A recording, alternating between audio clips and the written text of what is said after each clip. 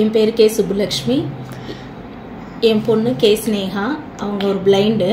So அவங்க 3 இயர்ஸாக சார்கிட்ட கற்றுக்குறாங்க. கிரேட் 2 இப்போ போகிறாங்க.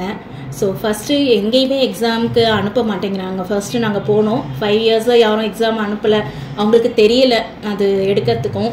ஸோ சார்கிட்ட வந்ததுக்கு அப்புறமா தான் அவங்க வந்து எக்ஸாமுக்கு அனுப்பி சர்டிஃபிகேட் கொடுத்து இப்போ கிரேட் 2 அளவுக்கு வந்திருக்காங்க.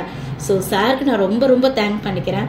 ஸோ சார்கிட்ட என்ன அப்படின்னா, பிளைண்டாக இருந்தாலும் நார்மல் பீப்புளாக இருந்தாலும் அவங்கவுங்களுக்கு தகுந்த மாதிரி எப்படி நம்ம டீச் பண்ணணும், அந்த ஒரு ஸ்டஃப், அந்த டீச்சிங் மெத்தடு அது ரொம்ப ரொம்ப இம்பார்ட்டன்ட். அது சார்கிட்ட இருக்க பேஷன்ஸ், அவங்களுக்கு ஏற்ற மாதிரி அந்தந்த ஸ்டூடெண்ட்ஸுக்கு ஏற்ற மாதிரி எப்படி நம்ம கோஆப்ரேட் பண்ண முடியும் ஒரு டெடிக்கேஷனோட. வீட்டுக்கு வந்து இப்போ என்னால் வர முடியாத சுச்சுவேஷன், ஹஸ்பண்ட் கிடையாது. ஸோ நான் ஜாபுக்கு போகிறேன். அப்போ சார் சொல்லுவார், இல்லை மேம் நீங்கள் கஷ்டப்படாதீங்க, நானே வீட்டுக்கு வரேன்.